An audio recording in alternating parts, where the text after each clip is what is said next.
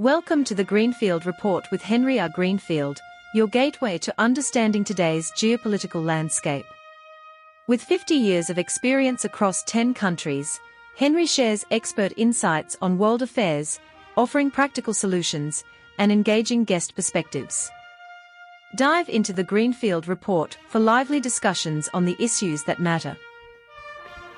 This is Henry R. Greenfield with the Greenfield Report, reporting from Los Angeles as we go around America and talk to typical and maybe not so typical Americans about what is going on today in their part of the world. Today we are with Jett Dunlap, and Jett's going to introduce himself because it's such a wonderful and complex biography. I don't think I could do justice to it. All right, well, with that as an introduction, Jett Dunlap, welcome to the Greenfield Report. Thank you. As way of my introduction, I am a LA native. My parents are both from Los Angeles. My father's mother immigrated from Mexico. His father was a Scottish lawyer, and not just a Scottish lawyer. He did law that wasn't just Scottish, but he was Scottish. And my mom comes from a big Sicilian family. She's one of 9 out in LA. My parents were young when they had me. They were teenagers. So I grew up at my grandparents' house, a big Italian Catholic family, had a lot of uncles and aunts, which was great. As they got older, they moved out and moved around. So when I was a kid, I spent a lot of time up in Santa Cruz, where my aunt ended up being a teacher. Went into the entertainment industry.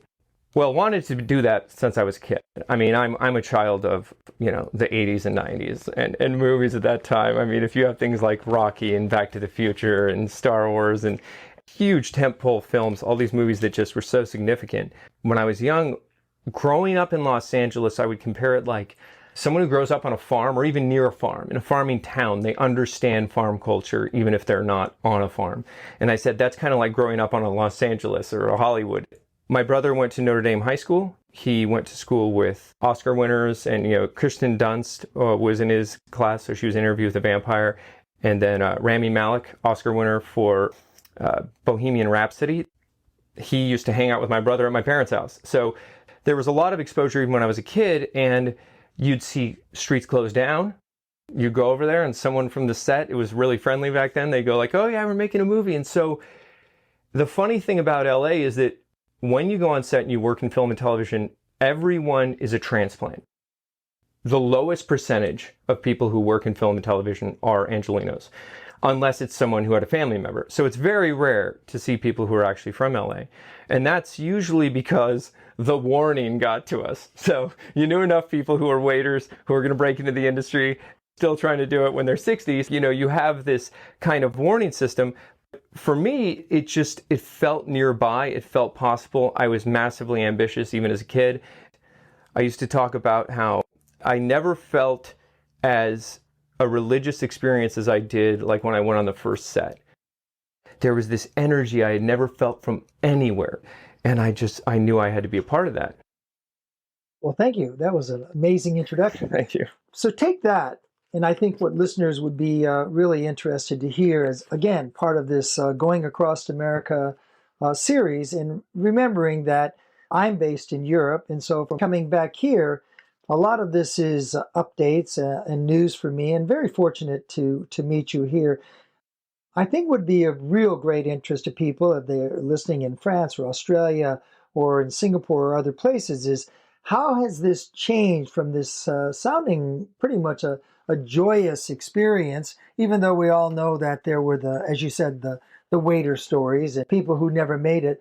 But how did this evolve and begin to move away from this to where we are, as outsiders, never mind things like fires or anything else like that, but we get this apocalyptic kind of feedback of the film industry almost imploding on itself. It went out to other places. We talked last night about Detroit had a mini industry for a while as other places were funding that. What happened to LA in the industry here, which totally seemed to control the American film industry to where it's now in question? Well, there's a 4-hour conversation on that, and then there's the more condensed one.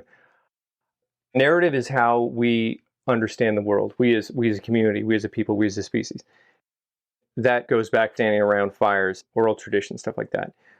When film came out, it had a unique ability to transcend culture, time, and space. But not only that, it gave an opportunity to young people and illiterate people a way to share narrative they couldn't before. So, typography was huge, and that gave us history, and it gave us continued knowledge.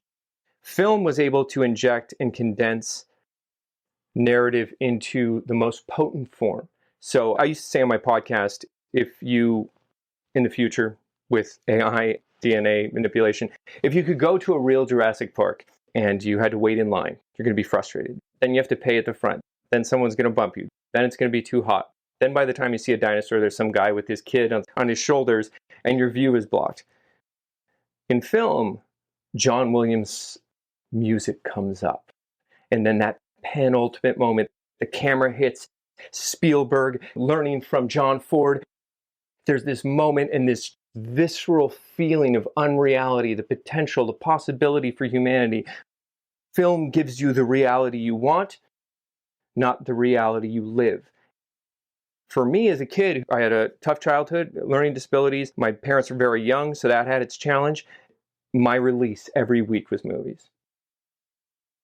And I used to say when I first started in film and television that I was painted at the altar of film because it gave me so much. I was willing to do whatever I had to. So when I was doing PA work or background work at the beginning, a lot of people were like, "Oh, this sucks," blah, blah, blah. I'm like, "No, man, this is fine. I just want to be a part of the show." And when I got into film and television, mostly television, just because television is 100 times more. There's procedurals and all those things, CSIs, whatever it is. That's always shooting, especially when I started in the early 2000s. When you got on set, it was this beautiful, organized chaos. So all these people doing their own thing, everything is a mess behind the scenes. It looks like a construction site. But then, in front of the lens, there's this brilliance. And I got to work on the set of Friends, Everybody Loves Raymond, and some of these TV shows, and you'd see the writers, especially on Friends, a joke wouldn't land with the audience. They'd write it again. I mean, that's the kind of level of, if they didn't feel it resonated, the writers that were there were going to write the joke again until it landed. And you were explaining that to me yesterday, that sometimes they would go late into the night, and the audience, the studio audience, stuck with them while they took take after retake. So has that changed? Absolutely, and it's a good setup for the change. It evolved. It wasn't overnight, but things started to happen. Basically, it comes down to what Spielberg and Lucas did unintentionally. They were the first ones to go to film school, first generation really come out of film school. George makes this movie about the corruption of big corporations and empires, and then he ends up being his victim of his own story. One of the most resonant cultural narratives ever. I mean, he took Joseph Campbell and the Bible and condensed it into this space Jesus and wizards. And it's so significant, they gave birth to the corporate movie. So movies could be $100 million. Movies could have Coca-Cola in it. This idea didn't exist before, so you weren't using product placement. So a movie's budget was going to be based on its ticket returns. By the way, even Wes Anderson does that now. Primary colors, so you know that's Coca-Cola. There's no doubt. And Scarlett Johansson's hanging on to that Coke bottle until it's been placed. And that is kind of, the way they looked at it was a necessary evil, because if you were going to compete in the box office world, you had to bring in corporate sponsors. And the problem with that was that once you do that, if they say, well, I also want to have this car chase be practical, and I want to shut down the LA streets, or I want to shut down San Francisco like in Bullet. In that case, you're asking for another $25 million. And as a director, especially the guys who are coming out of film school, the people who came out in the way I did, which was grassroots, I got a VHS-C camera when I worked at McDonald's. My boss had one. And I said, I'll work for 2 months if you give me that camera. I paid him like $600 as a kid. And I just went out and shot skateboard videos and stuff like that really early. That was like John Ford, and that was Spielberg to a certain extent. The guys who are coming out of school, USC especially, they went in and they're like, we're playing with toys over here that we want to have in a bigger budget way. And you get the Michael Bays and people who take it to extreme levels of budgets. And what happened is that the filmmakers who may have even been a little more humble, a little less likely to do those things, with Quentin Tarantino as an exception, where they felt they had to. And then the studios would say, well, unless someone's writing a variety about how expensive this film is, no one's going to care. That's really when it started to change. When it became, how much is the actor getting paid? How much is the budget? And I wrote an essay about this recently, talking about the art of craft. The beginning of my essay says, I was overhearing the conversation with my brother's friends, and they were saying, well, it had to have been good. It made so much money.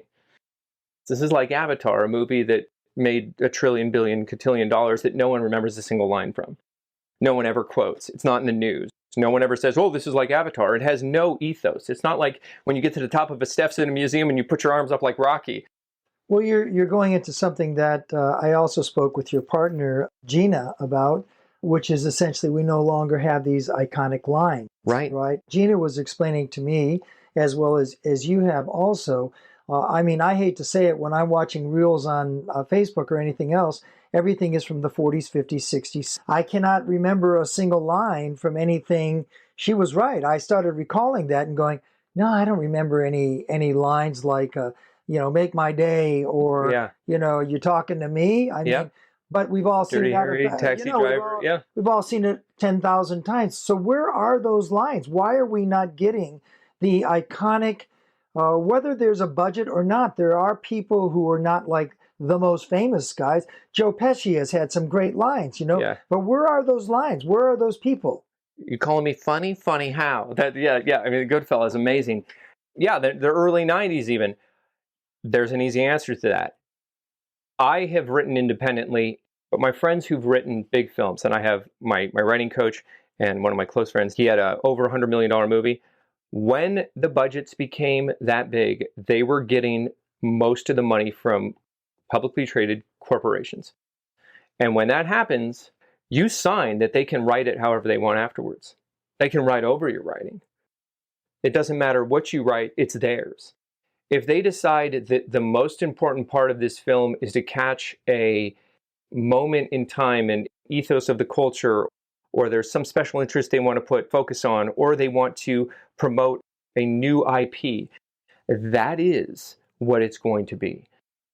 There are 2, maybe 3 director-writers in the industry who have Final Cut. Even Christopher Nolan, who is going out for James Bond, didn't get Final Cut. He wasn't picked. None of them do.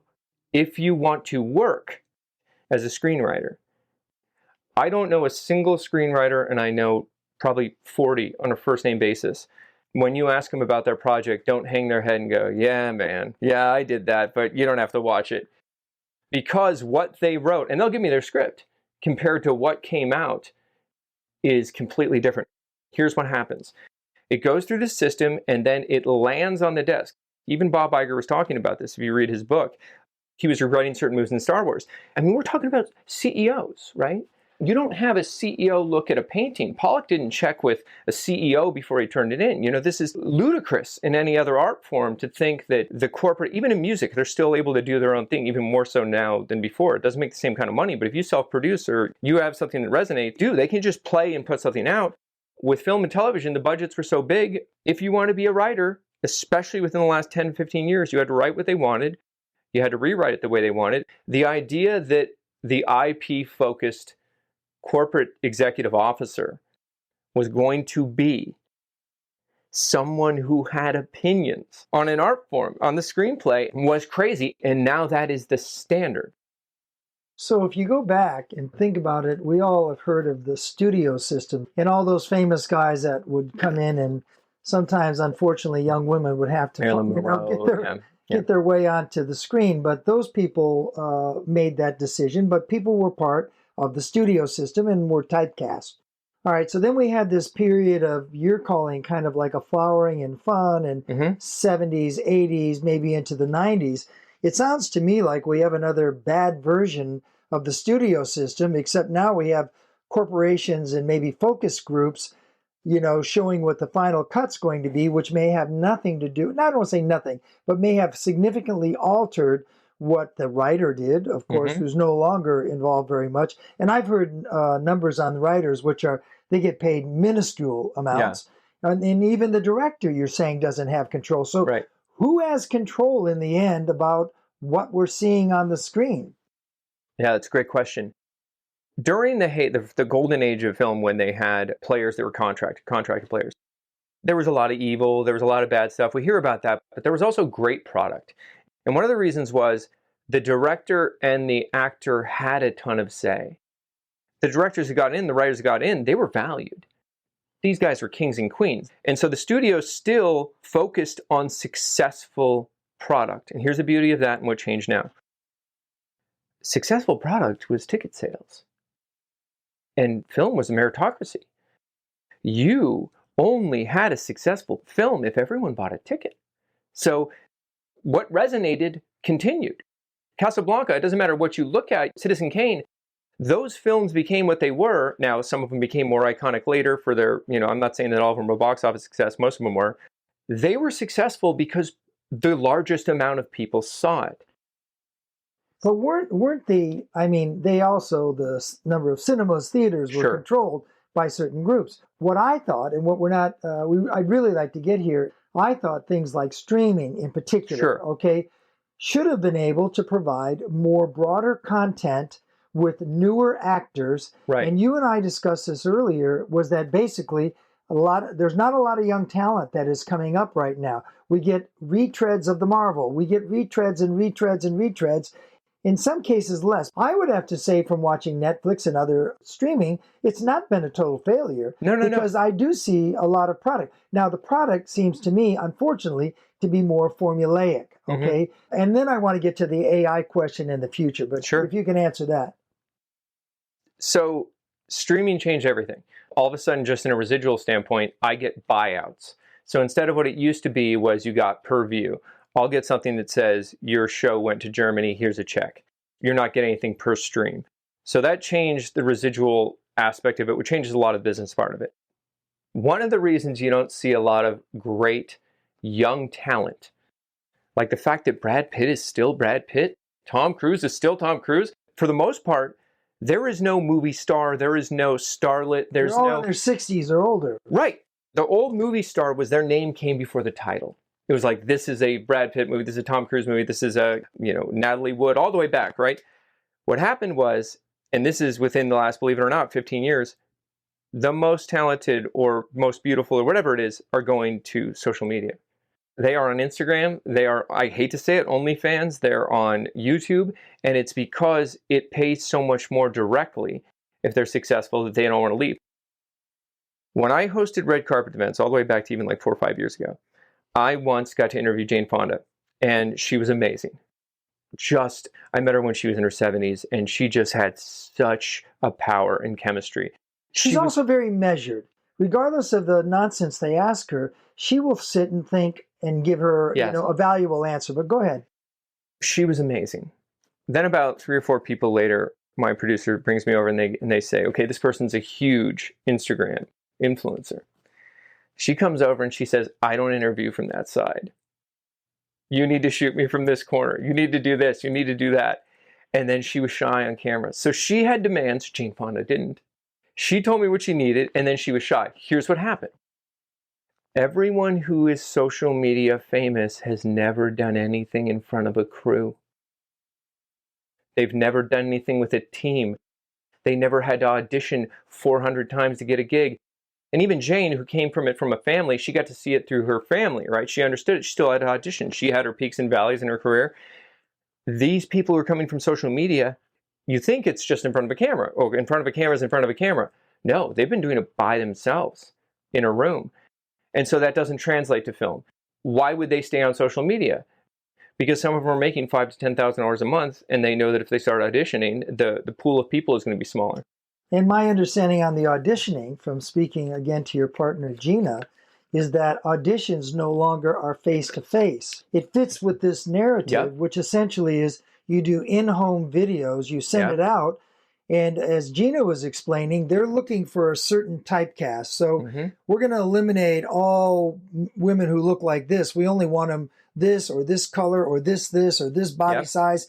And so then they have a very small pool before they'll actually do anything, maybe not even look at the videos. And I find that, to me, highly restrictive. So you don't really get any kind of nuance. And again, back to your point, you don't know if any of these folks are going to be any good in front of a camera and a set and the chaos that you were talking about. So how are we going to get out of that? And secondly, how do we get back to the point where we get a broader range of talent and not just demographics or not just a certain look? So there's nothing bigger than that. How many stories have you heard, whether it's Tom Cruise, whether it's George Clooney, whether it's Harrison Ford, whoever it was, who said, I had a horrible audition, but there was something that connected with me and the casting director, something that connected with me and the director that day, that they said, this is who I want. There's no chemistry that's going to come across your cell phone in your apartment in Studio City. The people who may be most comfortable on their phone have never been in front of a Panavision camera and 100 people behind the camera. You have to get this thing done because the sun is setting. They've never done that. Myself and my wife coming up in that, we've done that. I've had the whole budget of a project depending on me making sure that I can still be on one knee for 45 minutes because the scene's about to shoot and the camera's been set up and the focus is so thin that you can't move in and out because your nose is in focus, and if you move forward, it's not going to work. All of that pressure they've never experienced, but they may kill on auditions. Or they may fit a type that algorithmically now is being sorted. So if you look at move this to LA, which I think would be of interest to the entire world, how does this affect the movie industry in LA if the talent is the video folks or oldies that are getting really long in the tooth? And as I was, again, speaking to Gina, you get overweight, middle-aged women who are, or even older, who are now pretending to be Marvel heroes. So it all becomes unbelievable, and not just to pick on the women, but Robert Downey Jr. coming back for his next tens of millions. I mean, he's like hundreds 70. Of millions, Hundreds of millions. He's 70, and there's no money being spread around, and we're not getting the talent. I mean, are the film festivals a way to break in, or is that, I understand, also a bit of a game? So first off, let's talk about the movie stars, why they're still working with people who are well north of 60. IP. You have a Robert Downey, and he has so much clout at Comic-Con. He has such a following. Because the corporations own Marvel and all this stuff, they want the shortest distance between them and profitability. And Robert Downey has 30 years of a resume, whereas you can't get a person who's been in film for 2 years to have 30 years of a resume. So because he comes with his own audience, they're always going to do that. Same thing with Tom Cruise. And not to take anything away from either of them because they're amazing, but that is the focus. No one wants to take a chance on someone new, and that makes the product suffer because there's no more suspense of disbelief. Every time you watch anything, you're just like, well, I know that person's not going to die. I'm waiting now for Tom Cruise to do his next stunt. Yeah. Or in the that stunt was not as amazing as last time. Yeah, exactly. And you're comparing stunt versus stunt, and I'm not even sure if there's a plot to the movie anymore. That's what I heard about the last Mission Impossible. I didn't see it, but I heard that. It's also, there's no stakes anymore, right? So if you watched a superhero movie or any kind of epic movie, even Star Wars, you didn't know Darth Vader was Luke's father, not even the cast did. You didn't know if this person could be killed off or not. You were scared. What, is Luke going to die? That's gone because Marvel now announces their projects for 8 years. So where's the fun in that? If I know that all these characters aren't going to die, if I know there's no stakes, how are you going to be afraid for your favorite hero if you know they're in 10 other movies? So how does this, and I really want to jump forward here to AI, because you were talking to me about that yesterday, and you believe that writers are in deep trouble because of AI. You felt that they had overplayed their hand in some ways by jumping into the formula and not really turning out a great product, which leaves them vulnerable to AI taking more and more of their space. And then LA. Where is the state of play here for LA? Because we all hear that the industry is in deep trouble. Right. So LA and AI they're intertwined. Hollywood didn't do what any other industry had to do, which is they never said, here is where the world is going to be, and we're going to go there. Hollywood still thinks that they're 1990, 1950, 1930. The executives are now technologists. So Jeff Bezos and the people who they put in charge are still old school studio heads who think the studio is king. Even though over at Warner Brothers, they've turned some of their main lots into pickleball courts because they didn't have any use for the studio space anymore. They are thinking that this is a trend. They are thinking that there is a way to get over it. The reason I talked about the writer's strike, which affected myself and my wife, and the actor's strike, because remember, this came at the end of COVID. So at the end of COVID, and again, I understand why the writer's strike happened, and I understand why the actor's strike Somewhat happened. self-inflicted here, you're saying? I'm saying you don't have 4 years of nothing and then say, and I'm not anti-strike, but you don't say, here are our demands. If they took 10 seconds to look into AI, which they knew about, it is inevitable. And movie attendance after COVID has not rebounded. LA was still charging the same permit prices as they were before. One of the biggest reasons stuff left LA even before COVID was that Los Angeles was catering only to the major studios.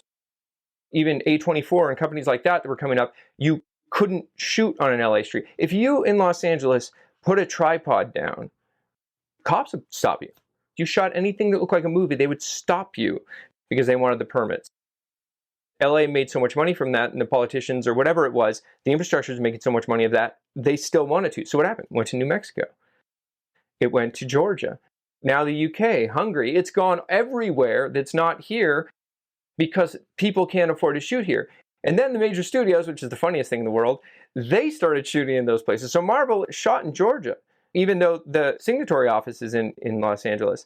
So LA did it to themselves. The thinner and thinner the production became, you still had people who were union of all kind, expecting the same kind of work that they had before. Then studios would greenlight projects because they had to have a large budget film, even if it wasn't going to be of any kind of quality. So when they went out to make it, they were trying to hit their market quotas.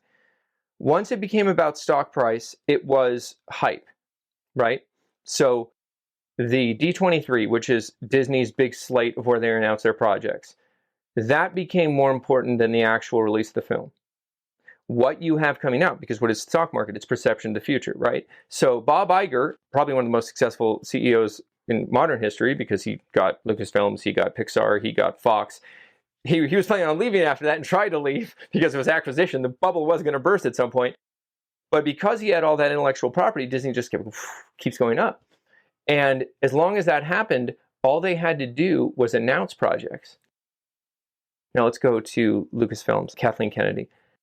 They've announced probably 10 or 12 projects that never came out. Star Wars franchise TV shows or films that never came out. So once perception became the market for film and television and not box office, you have a totally different industry. Okay. You know what I mean? That's pretty powerful stuff. So where are we today in LA? Is there a way back for LA Absolutely. to become more relevant and, I don't want to say the word inclusive in terms of like demographics, but inclusive in terms of more talent? Film, the reason I'm in it, the reason people my age and older got into film was because I'm not talking about people who are nepotism or anything like that, but people who came here from all over the world. These people who came from everywhere to do what they love and would do anything to get in. You know, like myself, hundreds and thousands of hours of just getting people coffee and doing background work for $67 a day in 110-degree weather, wearing a suit so I could be in the background of a CSI, right? That has to be what fuels the industry. It has to be resonant stories that stir a person's soul, make them laugh, make them feel something that in the absence of that project, they wouldn't. Can LA do that now? So that's the question. They would have to go back to that. And then that'll happen. That'll happen. That'll happen. Has the pendulum gone to corporatization? Will the studio do it? Who knows? Because the studio system, if they're still trying, Disney's stock is doing well right now. Why would they do anything different? Who knows what'll happen with the studio system? Will other studios that have resonance, that get eyeballs on YouTube, or start to get a following on, maybe Netflix will even pick it up. And these people are doing grassroots. Let's say they do it like a self-published book, like we were, going out and showing it to people. We've had 3 premieres here. We've had big screens outside and, velvet ropes and all that stuff and tickets.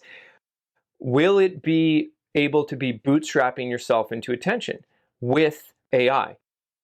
Will you be able to compete with, Marvel? No.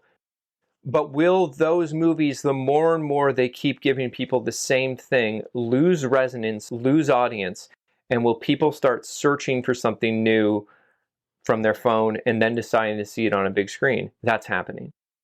Will LA ever be the LA it was? No. Gone are the day of 190 people on the outside, 1,200 people working for a movie, and everyone getting paid. There's not going to be 25 producers whose kid plays soccer with the other person's parent who go to one of these fancy schools.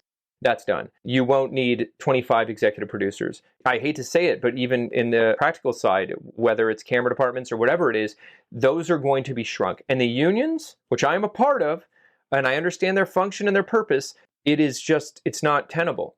You're going to have the studio that's trying to do their thing, and then you're going to have a bunch of grassroots kids. There is a generation of people who have been shooting in 4K their whole lives, who have been making movies on their phone their whole lives. We don't know what that kind of film looks like. So it seems to me that we always talk about disruption. Oh, absolutely. And, Silicon Valley talks about that a lot. But is this industry ripe for disruption? I mean, yes. We're kind of talking a disruption scenario here.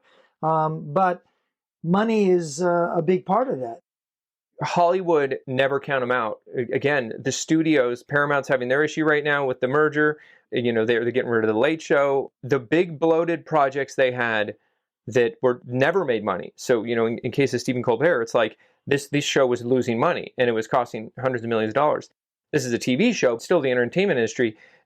If someone who is independent is able to start getting their own grassroots following, that's what it's going to be. It's going to be a brand director. Do you believe that, take a Colbert, never mind the politics, but take a Colbert and the money. And I've been on the Colbert show, and I even had a chat with him. Oh, that's awesome. I think we had a discussion. But it was pretty obvious that it costs a lot of money, okay? Colbert, I think he gets $50 million a year. Yeah, exactly. But he's talking a big game, talking kind of left side politics. Sure. Yet he's collecting a lot, and he's paying out a lot of people. Can that be shrunk to more of a, I'm going to give you an old Dave Garroway, kind of back to the desk where there was the important guest comes in, but we don't have such elaborate costs, or not? Dick Cavett, right? His interviews are amazing. He was a disruptor. I can't imagine his show cost anything because it's just him sitting on a chair. The most successful interview style shows are on YouTube, and they hand Stephen Colbert his lunch. No politics here. You can't alienate half the country and still expect to have the audience in the key demo. You're just going to lose audience. It doesn't make sense. And be honest, a lot of his interviews are insipid. Oh my God. I was a huge David Letterman fan. And I was a huge Conan O'Brien fan because I was a kid when Conan O'Brien was coming up. And his stuff was so wacky. When he was a writer on The Simpsons, it was the best Simpsons episode. And then Dave, no matter what it was, if you were some big movie star, he was going to take you down a peg. And I loved that. I was never a big Jay guy, but I understood Jay's purpose. I met Jay, nice guy. They were not pandery. And it wasn't about them, Colbert in particular. It's always about him. It's always got to be some aspect of Second City Chicago and other things that Colbert has done. And I feel like, look, I'm a fan of most of his politics, but the reality to me is he has a 12 to 15 minute monologue of let's bash the right, okay, with a couple of funny bits in there. Then he's got these kind of really boring interviews. Yeah. And then we close with maybe... the best one is if he gets Paul Simon, but most of the time they're not that kind of level. Kimmel is better because I think he has a talent pool, and Kimmel seems to connect. Fallon seems to be the guy that's just kind of Mr. Entertainment. He was trying so hard, and you could tell that was the problem with him, is that Fallon was just like, I'll dance, I'll sing, I'll do whatever. I'll do whatever I am, and whatever you say is brilliant. Yeah. It seems to me like I guess the point here is, while I don't agree with dump the franchise on late night because we're in divorce. What are we going to do? Sell costume jewelry all the time after 11 o'clock at night? or go to streaming or whatever we're doing. We are at an inflection point. Absolutely. Can you speak to that just for a moment? Yes, absolutely. So the reason Stephen Colbert is worth bringing up on the same side as a Marvel movie is it's the same problem. Will anyone ever be worth Downey? I think Downey got like just south of $200 million to come back. Not bad for a reformed drug addict. Yeah, no, he's sober. I respect that. I'm sober too, but it's not possible. It's not possible. Stephen Colbert's show and all those shows, I've worked on these sets. It was the same thing with CSI or any of those procedurals. It's like, oh my God, everyone's eating so well. They show up when they want. They end when they want. It's like they're kings and queens, and that is over. The marketplace won't tolerate it. Remember, late night, just like Marvel, different world. Late night was the only talk show. Where were you going to get talk? When you were done with your day or you came home from a party and you want to watch something, you're going to turn on the TV, it's David Letterman or Jay Leno. That's what it was. It used to be Johnny Carson. It's like, that's what's going to be there. You have no choice. What are you going to watch? Static? Back in Johnny Carson's day, it was going to be a test pattern or him. And then back in my day, in the 90s, 2000s, it was going to be Conan, Dave, or, Jay, and that was it. So they had this trapped audience. And I never watched any of the late night shows for the last 10 years anywhere except for YouTube. Or on their streaming platforms. That's when I pick them up, to be honest. So they no longer... I pick up the monologues, and I can avoid everything else. So they're trying to pay these guys like they're one of 4 choices, and they're one of 6 million choices. YouTube doesn't have any more interest in them than anything else. So, whether it's any commentaries from any of the shows now Gina and I watch that are late night style, but they're someone in a chair on a YouTube show, we're watching it because they're able to say the things that these guys used to say. To wrap this up, Lee, is LA back now in the sense of the troops are off the street? Are we back to normal here? Well, yeah, I mean, that's a whole nother show. Bass and Gavin Newsom. Los Angeles is a bare knuckle brawler. At the city, when I was a kid in the 90s, it was the worst gang violence ever, and they still did great stuff. Los Angeles, their industry, people want to be here. You're not going to find a place on earth that has better weather than Santa Monica. Yeah, I mean, it's still beautiful people, beautiful places. It's not going anywhere. Is the film and television industry going to have to change when now it is going to be run by tech billionaires? Is there going to be a grassroots uprising of people who can use AI to create backgrounds that 4 years ago Industrial Light and Magic would have charged $60 million to use that you can now do with a prompt? Is that going to change? Obviously. Do we know what it looks like? Yes. Hollywood, just like with Stephen Colbert, the $100 million thing is ridiculous. It doesn't make any sense. That only makes sense if you have people in a movie theater like you did pre-pandemic. The studios will be rental spaces. They will be rental spaces to anyone. If they don't understand that, they don't see what's coming. Anyone who has money and technology can give that to anyone who has a great idea. Are you going to be able to pitch your screenplay in front of 20 executives in a skyscraper in Century City and have someone hand you $100 million for your first film? That's gone. It's done. Are there going to be stars that are getting $20 million because this studio wants them and this studio wants them? That's done. There's just that kind of money was a trapped audience. It's never going to happen again. There's a confluence of events that hit that was going to happen anyway, but COVID just changed everything, and then AI has changed everything. And so you have these strike. COVID and AI, and the strike. But those two things it changed the culture of film. People are probably maybe 20 years, I don't know, but right now, 15 years, it seems like people are going to go to movies a hell of a lot less. Just how it is. People have bigger TVs and they're just not as social as they used to be. And movies also came out with bad material for a long time, so they're not interested. That's going to have to change. And the industry, if they don't have that and it's just streaming, there's too many choices. So the idea of the giant projects is gone. So here's the good news. To your audience or anyone who's listening who has a dream, who has a project, who has a calling, who's like, I need to make movies, I need to make music, whatever it is. In this case, I'm an expert in film. Even if you want to host a show on the internet, there is more of a chance for you than ever. So there is more of a need for you than ever. And the studio system will figure out soon that that's who they're going to have to go after. People who are not just good on screen and by themselves, but also have some kind of talent, who are ready to go in front of some kind of production. But that's where they're going to have to start going to the studios. They're going to have to find, it's not young. I hate the idea of young because some of these people are brilliant in their 60s. Some of them are brilliant in their 70s. And you don't need to come in this idea that it's like a college student who wasn't found. No, anyone has a story that resonates with an audience has access that they never would have. But where is the future here, in your opinion? The best news for your listeners, especially an audience you'd have, is that if you're someone in, some small country or some small town or some place that you think doesn't matter and doesn't resonate, you're wrong. you can put it on YouTube and you have the same power as a kid who lives in Hollywood. And that's beautiful. So if you have something you want to do and you have a unique location that Hollywood never go to, go shoot it, go make it, and then put it up there and see how people feel about it. And you have a chance with picking those people, because it's not, we talked about it at the beginning. It's not auditions in Sunset. It's not auditions in Hollywood. It's not, you don't even audition in Netflix. It's all online. So people from everywhere can put their hat in here and say, okay, this is what I want to do. This is my dream. And they don't have to live in Los Angeles. We've been speaking to Jett Dunlap, who is an entrepreneur, filmmaker, an expert in this, and has lived this throughout his entire life as a native Angelino. It's been a tremendous pleasure, Jett, and we hope to be able to speak to you again. This is Henry R. Greenfield signing off from Los Angeles, California, again with Jett Dunlap. Thank you, Jett. Thank you.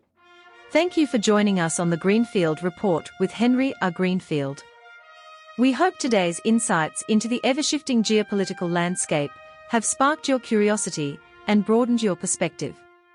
Stay connected with us for more in-depth discussions and expert solutions. Until next time, keep exploring the world beyond the headlines.